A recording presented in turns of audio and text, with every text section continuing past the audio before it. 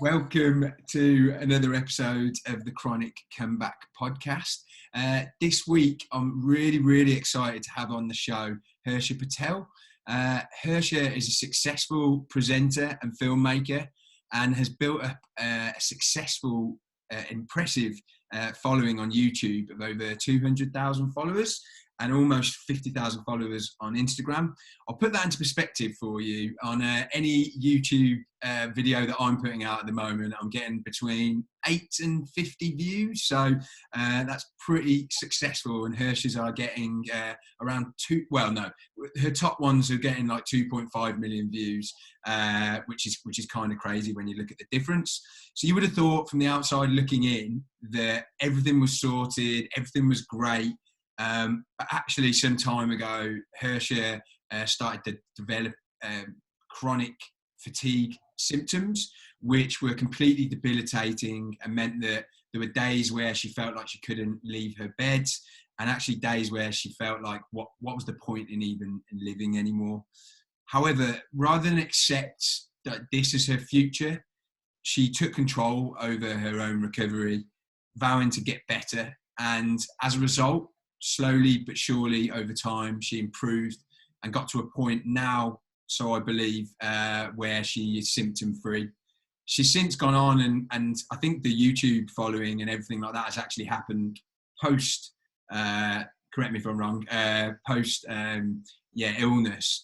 So that's, even more impressive and even more of a reason to anyone listening to keep going, because you just don't know what's on the other side. So thank you so much for coming on. Really appreciate it. I stalked you on Instagram, sent you a DM, put a comment on one of your photos and said, please reply to my DM. So thank you for coming on. I did. I felt sorry for you, so I thought, oh, go on then. Go on, I'll answer this one. Brilliant. Okay, well, look, so going back to before all the, the YouTube fame, before all the, the actual illness began, what was life like before then? And can you just take us through the point at which you started to develop symptoms, the diagnosis, and then through to kind of what happened in terms of your recovery? Up until about 2015, I was pretty healthy. I'd say that kind of classic A-type, super ambitious, always wanted to be busy, always striving, got a lot of my self-worth through what I did in terms of work, how I looked at other people on the kind of outside, and I felt kind of, very happy, but I think I was also quite a highly strung and anxious person. Not that it registered. I always kind of knew that, but it never crossed my mind that it was something that needed kind of attention. And so, like life was pretty good in the few years leading up to me becoming ill. I just got married. I was doing a really cool job. I just moved house. Everything, all the boxes were being ticked, and everything seemed rosy, so to speak. And then, so about 2015, I was getting more and more upset and anxious and overtired and exhausted. But I just kept pushing, and every time I got upset about something or felt like I didn't want to do something, I'd had this mantra in my head that was like, man up, stop complaining and keep going, get up and keep going, stop complaining. And what I was trying to do was be the best I could be. Like, I was trying to be the best wife, I was trying to be the best stepmother, I was trying to be, and I wasn't really listening to what I needed. And then I remember sitting at home and I was working, I was editing a video of some sort, and I remember like looking at my screen and I just couldn't, suddenly my fingers, they just wouldn't work. And it wasn't like I suddenly became paralyzed or anything, but I couldn't, my brain and I just couldn't function. And I sort of sat down and kind of had a nap, and from that moment it kind of just went downhill, and I felt like something, like the only way I can describe it is like a wall went down between me and the outside world. And even though I knew physically my body was working, it just wouldn't, and it felt heavy, and I felt tired, but not in a way that I wanted to go to sleep. But I just felt like I couldn't physically manage walking up and down stairs, or walking down the street, or working. And it was terrifying, because that wasn't the way I worked. If I rested, I felt guilty. So needing to suddenly rest was just horrifying. And I didn't know what was happening, and I gave it kind of a week. I didn't feel better, and went to the doctors. The doctors kind of didn't really know what was wrong with me, sent me for a load of tests. The fatigue got worse. I think at the worst it was, like you said, I could barely get up and out of bed, and I remember I had to crawl up the stairs once and kind of stop halfway. And then after that, any kind of stress, I couldn't handle it. So it was like noise. If I heard an ambulance siren, I'd start crying. I just felt awful. I'd have to walk around with earplugs in. My digestion went, if my husband Jono said, like, oh, we're going to go away for the weekend, and I had to think about packing a bag, I'd start crying. I just couldn't handle anything. And that made it worse, because I'm not used to being like that. I didn't, and over time, over the next few weeks, sort of everything just started to fall away. I couldn't work, I couldn't go out, I couldn't drink, I couldn't, all these things, everyday things. I just suddenly, it was like, I don't know, like leaves falling off a tree. I just suddenly lost the ability to function as a human. And the tests, I had all sorts of tests. Everything was kind of coming back a bit vague, nothing specific.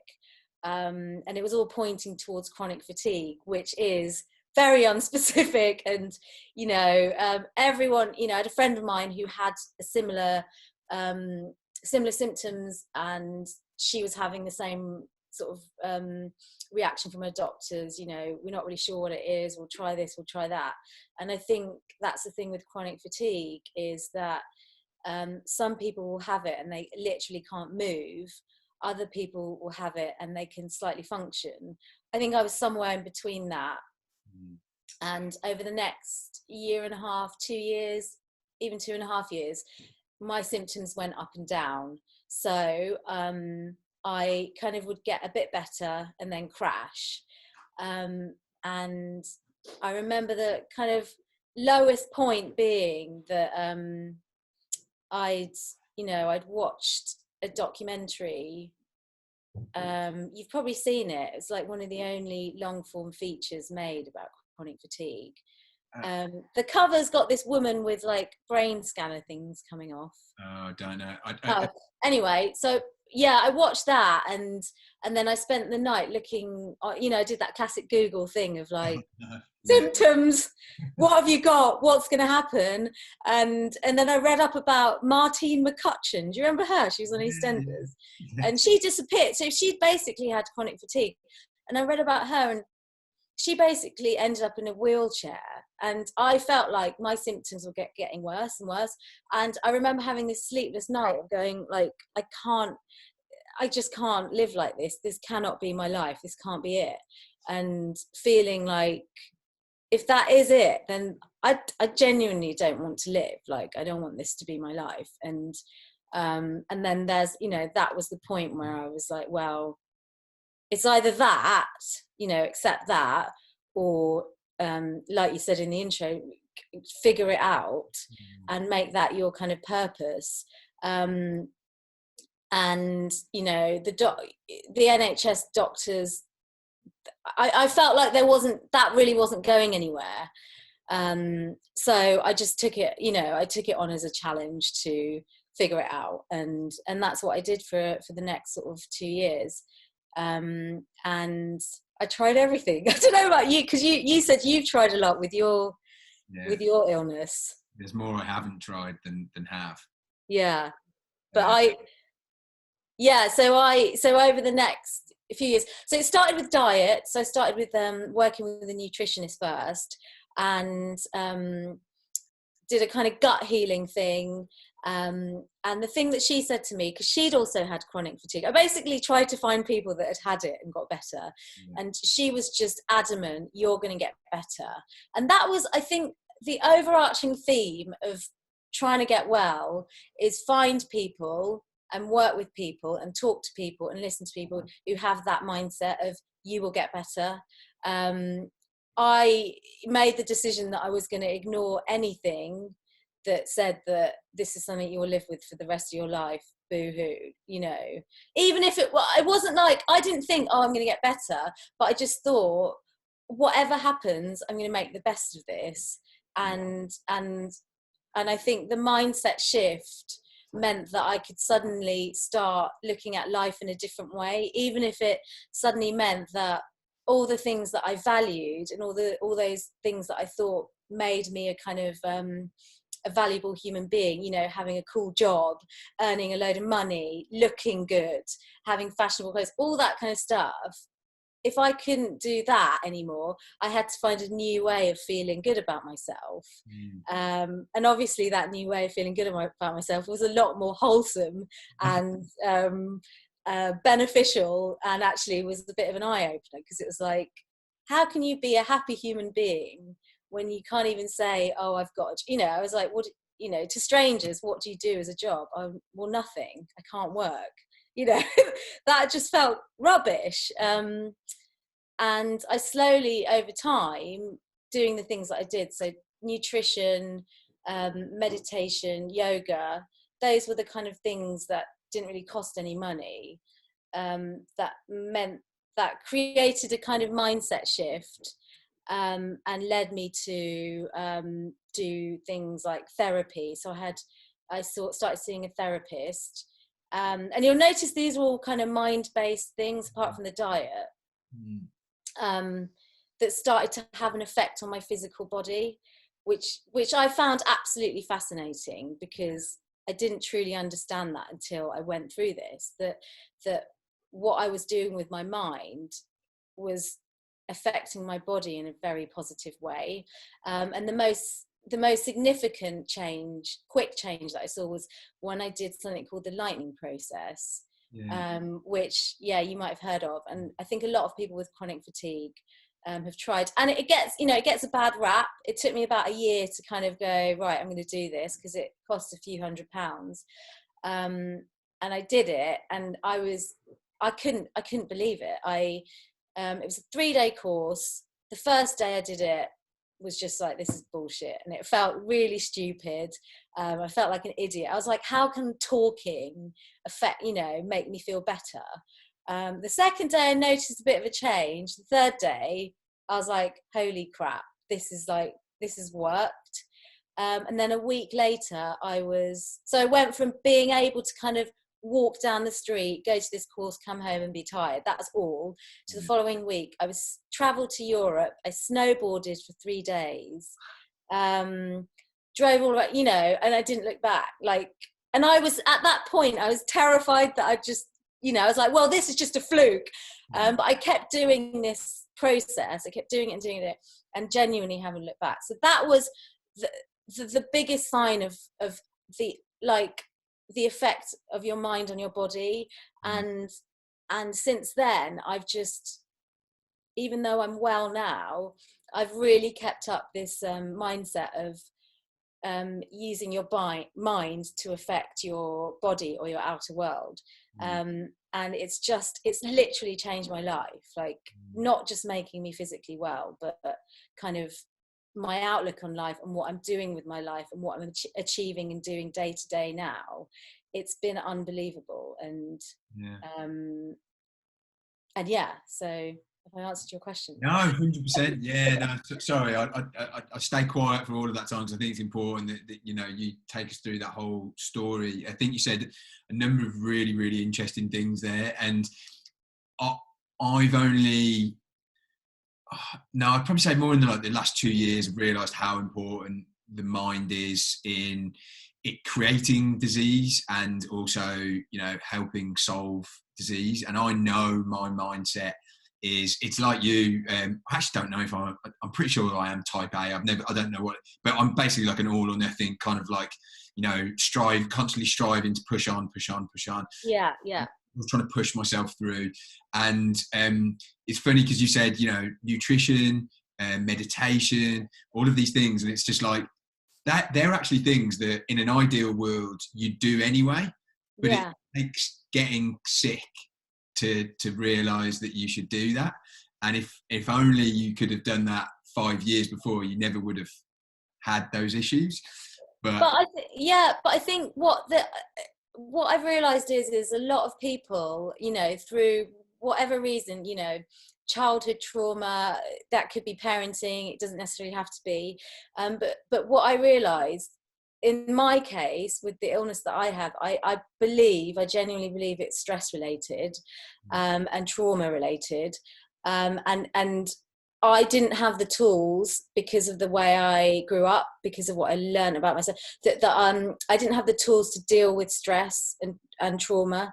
And I'd carried all of this, and it had built up and up and up and up and the way that I was dealing with my stress levels and anxiety levels, it was so unhealthy. You know, I had, you know, mental health problems that I was ignoring, and, you know, eating disorder that I wouldn't have talked about a couple of years ago, and body dysmorphia, like all these things that I was just like, no, that doesn't exist. And then it just crept up on me. And, you know, when I was trying to get better, I went and did an Ayurvedic retreat, which is Ayurveda is an ancient Indian life science. I went Yeah. good panchakarma, what I did. You did panchakarma? I did it as well. Wow. Probably should have had this conversation before the podcast. Yeah. That's one of the crazy things I've gone and done. Just like went and did it for 3 weeks. Oh, me too. Yeah. Did you like it? I loved it. Ooh, I didn't. No, I can't say. Like it. No. Yeah. I can see why it's. I think it was just it was a really strange experience for me, and I found it was over Christmas and stuff. Yeah. And they say to like not like go on your phone so I completely did everything they told me to. So I was like completely. No, I didn't do that. Yeah. And just living in this like random part of India that just like I was just completely out of my comfort zone. I'm normally okay with that, but it was just a bit strange. That sounds like it might have been a bit too intense, because the one I did a panchakarma in Bali at a really nice retreat. I had a rat in my room on the first night, so yeah. Oh God, no, there are nicer ways of doing it. That sounds awesome, yeah. Oh, it's amazing. One World Ayurveda, I highly recommend it. You write it down. No, my experience honestly was like the most luxurious, amazing thing. I know. Not. Sorry, carry on. I hijacked your story, Karen. Yeah, no, it's fine. But it was a year before that. I went to a bit more of a basic. I had a couple of days of Ayurveda, and they tested all my kind of. They did a few blood tests and things, and basically at that point they were like, and this is when I was very underweight, and the woman was like, "You're pre-diabetic." And diabetes is something, you know, you think of someone that's very unhealthy looking. That's how unhealthy I was in my body. She was like, your stress levels are so high, are so dangerously high, and your body is in such a state of basically fight or flight that you're about to get diabetes. You're that ill, you know. And I looked, you know, you wouldn't have guessed it, you know. And that's why, you know, that whole thing of what's going on in your mind and inside. I was a mess, you know, it was all inside. On the outside, it's like, well, there's nothing wrong with you. Even chronic fatigue, you know, someone said to me, a few people actually would be like, yeah, but you look all right. You look great.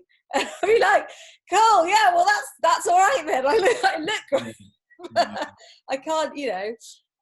So that was like, holy crap, like, you know, it's interesting what can be going on inside that can affect you so devastatingly if you let it creep up on you, and you're not aware of your mind and your thoughts and your, you know, what you're saying to yourself, you know, all of those things you just suddenly learn. Like, what was my programming? My programming was, I'm nasty to myself, I'm mean. Like, my diary that I wrote when I was 17 years old, which basically says, you're useless, you're stupid, you're ugly, you're fat. Like, all of this stuff was literally like, for you know, from that age to the age I am now, that's what I was telling myself, that I wasn't good enough, that nobody would like me, that and eventually that catches up as disease. You know, luckily it wasn't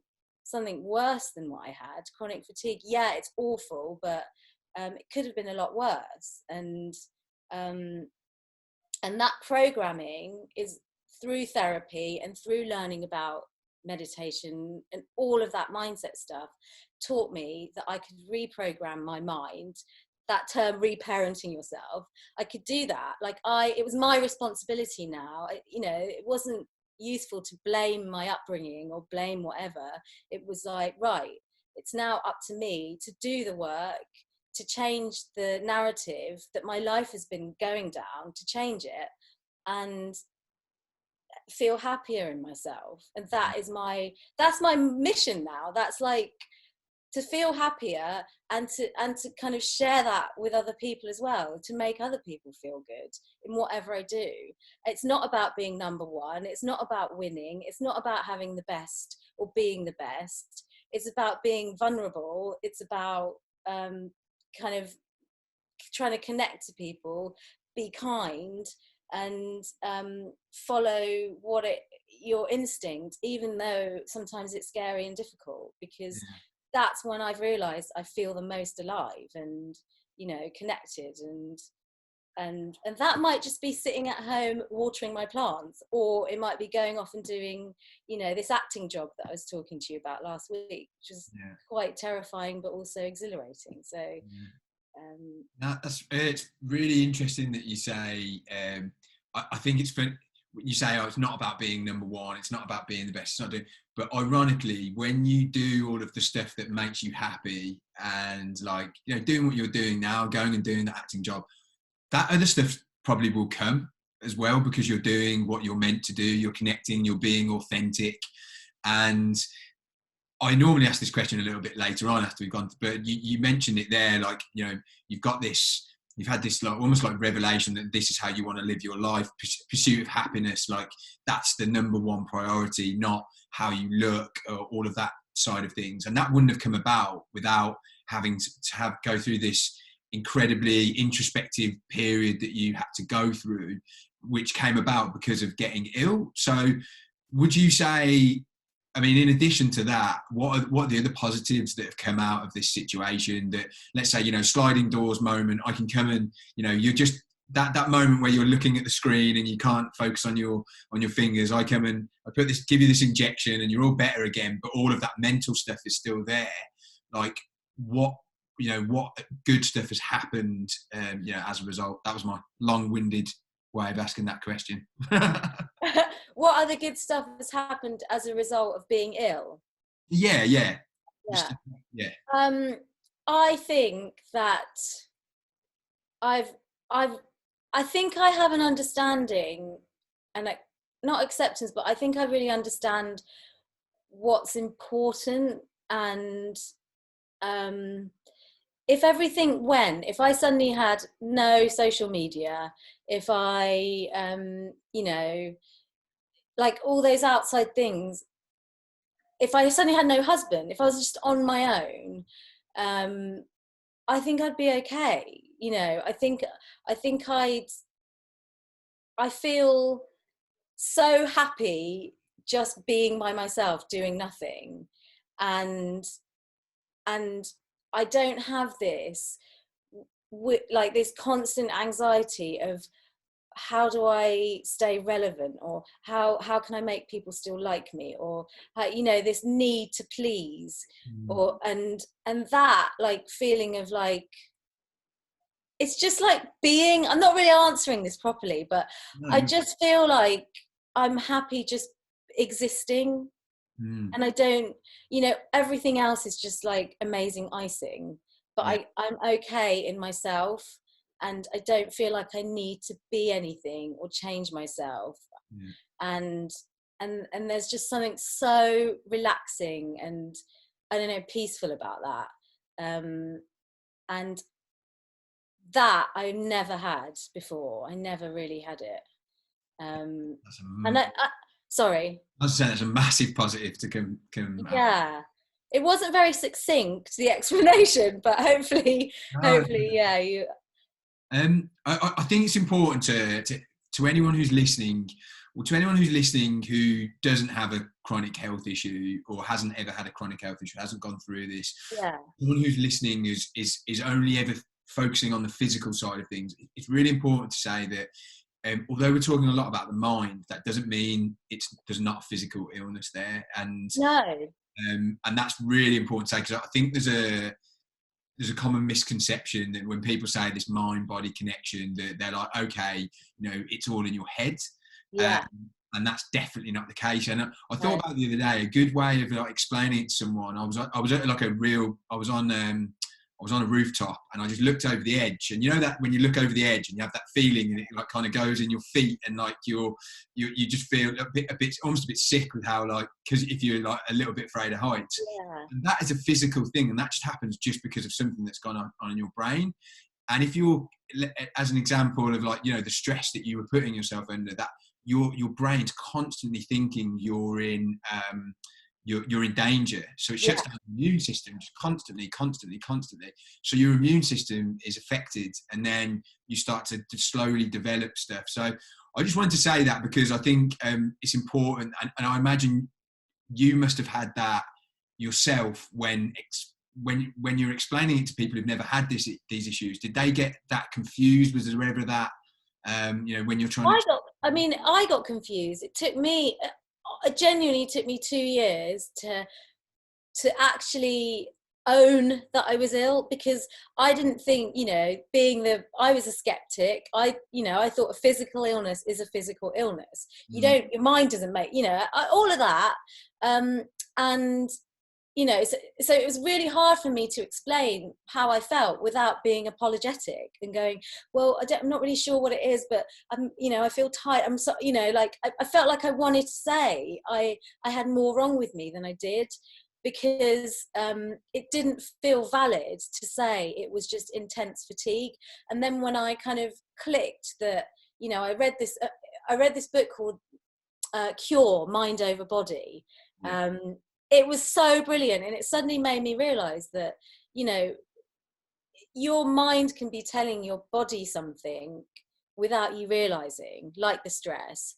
And you know, there's science to prove when your cortisol levels are up, that affects your body physiologically, and then you get physical symptoms. So once I understood that, then I was like, oh, okay, well, this is, you know, this woman is a science writer, it's valid. You know, there's actual evidence and data that your mind does affect your body. It's not just looking at people who sit and meditate. That's not what it is. mm, And so I feel like I informed myself, and I understood, and felt confident in relaying back that information.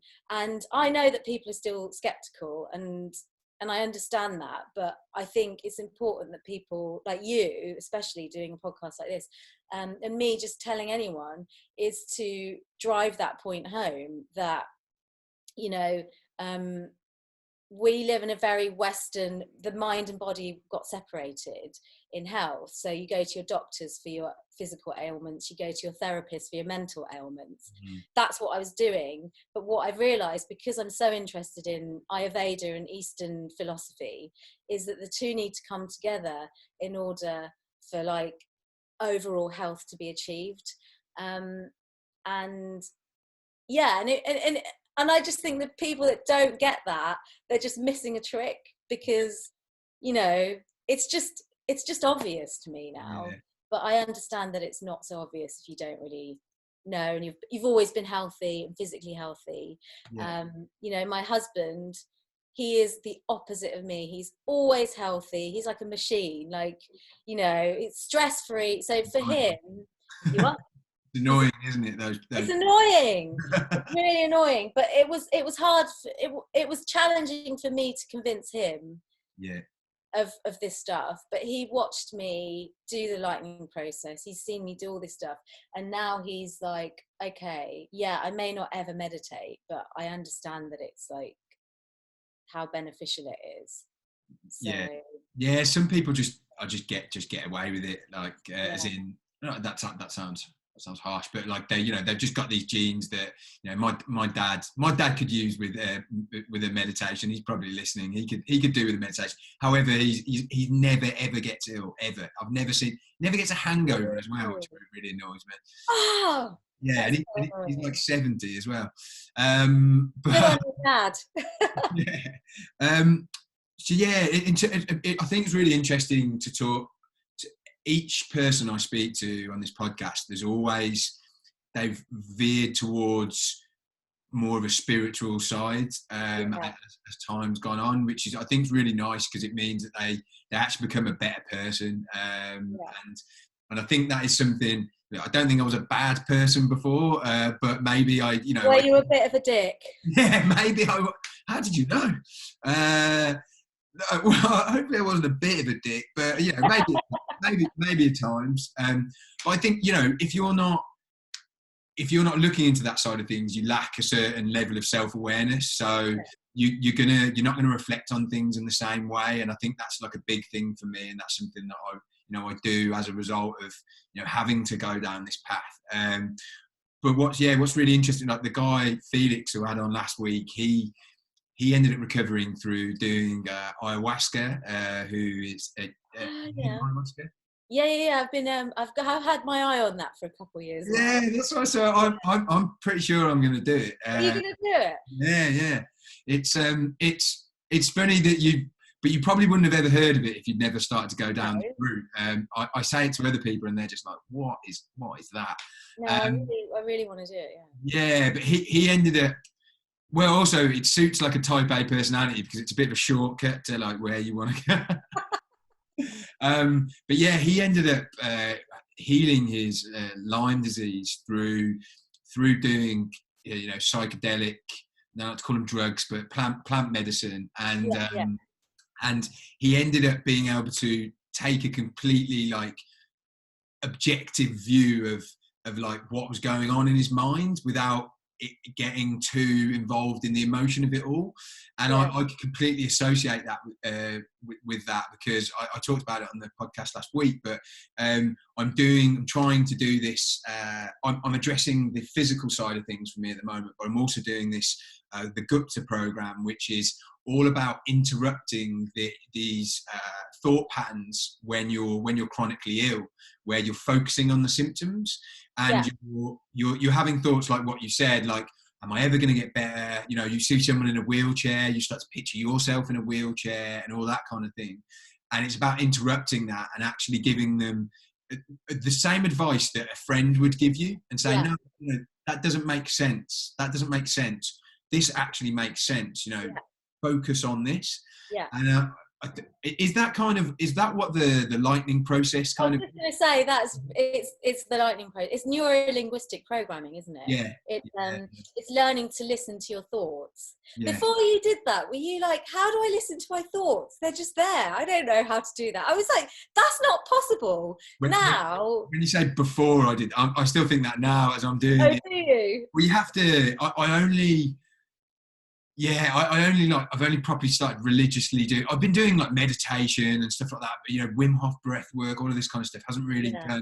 like done huge things for me. But I see that this now is a lot more in depth, and it's something that I need to. These thought patterns I have are deeply ingrained in me, Yeah. and so I need to do something dramatic to stop it. So I like the thought again. I like the thought of that lightning process though, because it sounds like it's like a quick, like intense, but it helps like in one go. Yeah. It was like, so I did it alongside, I was doing somatic therapy, which is talk therapy, but based on emotions trapped in the body, but normal. And I was doing that alongside. And I think you definitely need, think you need both, because you need to understand what your thoughts are and where they're coming from and how to deal with them. And that what the lightning process does is gives you this technique, this 3-day course. It gives you a technique to interrupt every time you have a thought that's not conducive to getting better. You interrupt it with this process, and that's basically it. Yeah, and so that's your fast, quick thing. But with everything else, it's more kind of long term, because you don't want to just do a quick fix without understanding. For me, understanding the bigger picture of how you kind of got sick in the first place, and doing an everyday thing. But this was definitely sounds like the Gupta. Was it Gupta project program? Yeah, it's the same thing. You're meant to interrupt yourself, and it's just difficult though, because life gets in the way. I'm like, I should really, because the actual process that you have to take yourself through is takes like a few minutes. So if I'm in the middle of something and then suddenly I'm like, my back is killing me today, and then I'm like, oh no, I need to go through this. I need to go through this process. I mean, how quick is the process that you do? It's a couple minutes. Right. So, were you doing that religiously every time? Yeah, so you do it. I did it. I just need to put my plug in really quickly. Sorry. No worries. I thought it was plugged in, and it's not. No worries. You're about to gas out of battery. Yeah. I didn't want to just suddenly go off. Okay, right. What was I saying? So at first, you what? As I was saying to you before the episode, I'm not big on editing, so this will probably stay in. that's the little interlude there. So yeah, with the lightning process, you're basically, you do it every single time you have the a thought that's I'm tired, or I feel pain, or whatever. And so yeah, at first you're doing it about 30-40 times a day. Wow. But it goes down very quickly, so you just have to commit to doing that. But the thing is, they gave you little ways of, say you're in public, you pretend you're on your phone, so you're quietly doing it on your phone, or if you can't move, then you just have a finger method to do it with your fingers. Right. And I just take so it's like, it was commit to 2 or 3 weeks of doing it, and I noticed very quickly that after a week and a half I wasn't doing it as much, and then a couple of weeks after that, barely at all. So cool. It was definitely worth it. Yeah, even like a weirdo for a bit. You're reigniting my enthusiasm for it. It's there's just a lot of stuff to focus on, and I think that's the issue that a lot of people have is the overwhelming feeling of like there's so much stuff out there, and try and how did you sift through all the noise of like getting to the point that like, okay, was it a trial and error? It was. So cost was a big thing. So it was like, thankfully, I had a bit of support from my husband, but I understand that that's not always an option for everyone. And so for me, it was like, okay, I can afford to do therapy for 6 months, and hopefully I won't need it for much longer.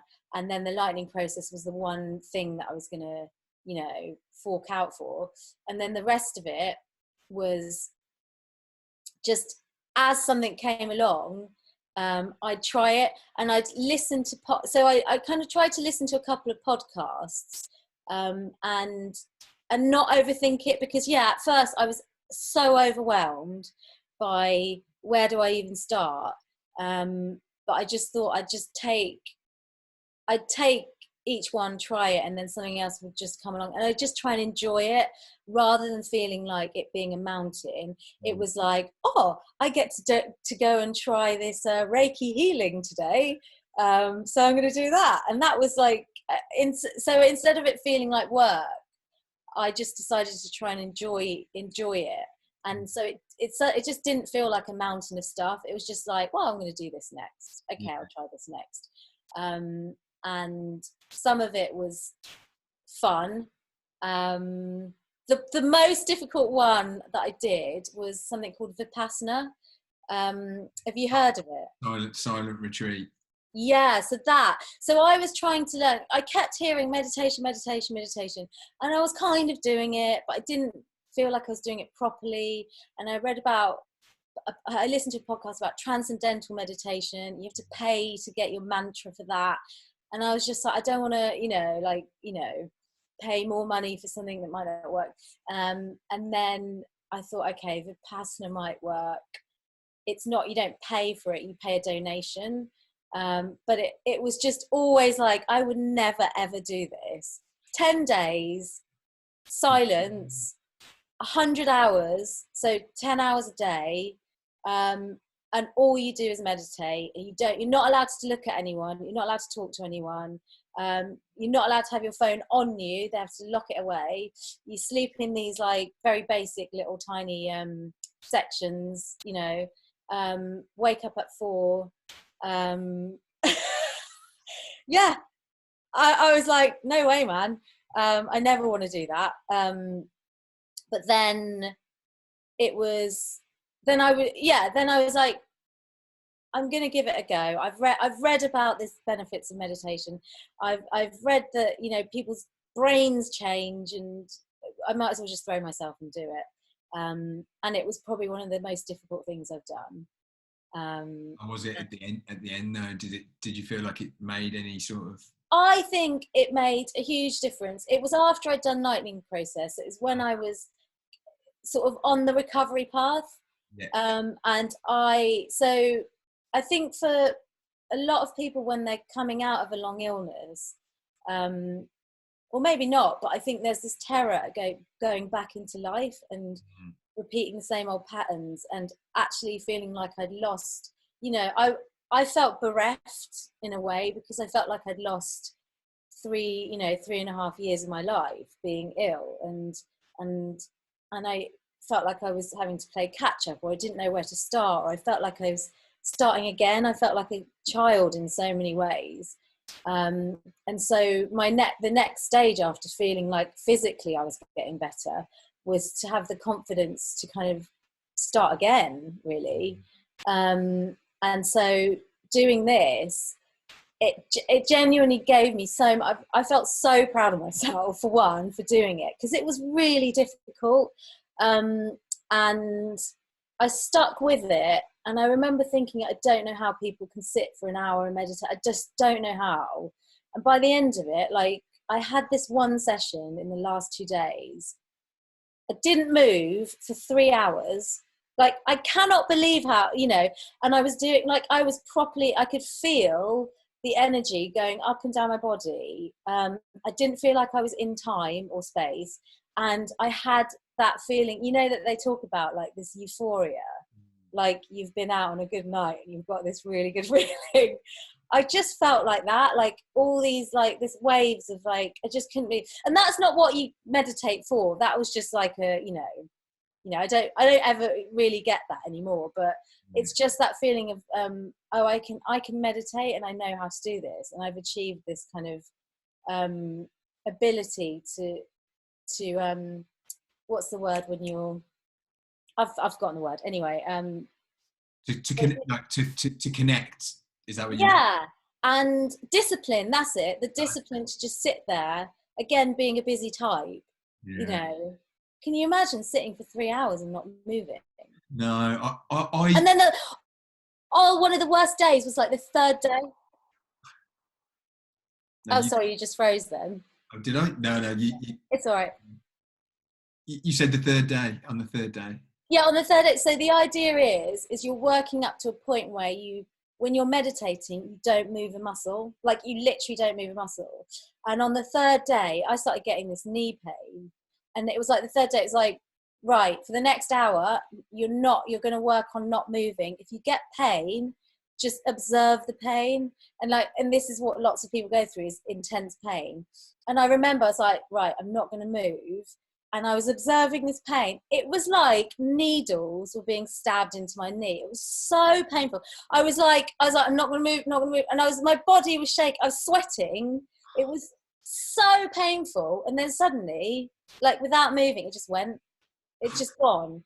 And then after that, I was like, oh my God. And so when you meditate, like, you can, I used to get itchy, and I'd itch and I'd do that and I'd be twitching. After that, I was just like, okay, so I'm just going to observe this itch. I really want to scratch it. I really, really, really, really want to scratch it. And then it just go. And that's what your mind, I think it was, in a way, it was teaching your mind that whatever pain you're going through, whatever discomfort, it will go, it will pass. And that's like, that applies to like everyday life. Yeah. So in everyday life, I mentioned to you before we started recording, I went through a global shaming a few months ago online. And it was one of the worst public things to happen, like a proper shaming. I was getting abuse, thousands of messages of abuse, for this video someone had made about me. And it was terrifying, absolutely terrifying. And if I hadn't have gone through this illness, if I hadn't have done the Vipassana, if I hadn't been taught about equanimity and, mind over matter and being positive and seeing the good side, then I would have shut all my accounts down. I would have run away. But instead, I meditated. I went and sat and I meditated, and I thought about the outcome that I wanted. I thought about staying calm. I thought about, what do I want to teach other people through what I'm going to do, dealing with, bullying online, how bad it can be, how destructive it can be. And that's those theories that I'd learned, that I'd sat and learned for 2-3 years, those lost years, I applied to, this awful incident. And I came out of it like better than I could ever have imagined. And I got all these messages, and I still get them, like really sweet messages. Like, this one kid was like, we were talking about you in our university lecture about how to deal with internet bullying. You're a really good example of how to deal with this. Like, all these kind of positive notes. And I wouldn't have reacted like that 5 years ago when I was running around being all successful. I would have been so ashamed and so embarrassed and been like, oh my God, people think, and that's the thing that the chronic illness has taught me. And going through, a journey of getting better, is that these tools I've applied to my life outside of being ill, and they've been phenomenally successful. And maybe it's 30 years too late, but I'm happy now. So yeah, people will wait till. I remember I did a meditation course, like the first, like, learning, and there was a guy in there, and he was like in his 70s, and I was like, God, at least I'm here, and I'm 30, and I'm kind of I'm at this point now. So yeah. What would be your advice to someone listening to this who's in a similar situation? Let's just say last night they had that same experience that you had, where you looked at your hands, and you couldn't really quite focus, and they're doing all the googling on about chronic fatigue or any other chronic illness. What would be your advice to them at the moment? My advice would be, accept that you're unwell. Don't feel guilty. Don't think, oh, it's not really an illness, it's not really that. Accept it, own it, and then find positive people and positive ways of figuring it out, and take your time. Don't rush it. Don't think, I'm running out of time, I'm missing out, I should be doing this. Just take your time and surround yourself with positive people who want to help you and want to give you advice. And there is no one answer. Everyone's different. And you'll figure it out. You just will, as long as you do those things. and also ask for help. Yeah. Ask for help. Yeah. No, that's really, really good answer. To be honest, I've taken a lot from this call, and what I thought was really good about what you've said is, from someone like me who just flings money at the problem constantly, I like the fact that you didn't do that, and that, you spent money. I think it's important to spend money when it's needed on your health, because there's nothing else that's more important. Yeah. Be able to do stuff that you knew was going to be impactful for you, that didn't cost a lot of money, which would be amazing for a lot of people listening to this, because that is the only issue I have, is that I have spent a lot of money. I continue to spend a lot of money because I just will, whereas I know there's some people out there that just can't. And so it's really nice to hear that you don't have to spend loads of money. A lot of stuff is free. No, it's true. Yeah, you really don't. And that's like going back to the pillars of health. So whether you're ill or you're healthy, those pillars of health, sort of mind, body, purpose, connection, community, all of those things, they don't cost anything. And so every single person should quite rightly have access to finding a way out of their illness, or just to be happier, and I think that's really, really important, is that it isn't it's only for people that can afford it. That's not an excuse, I think.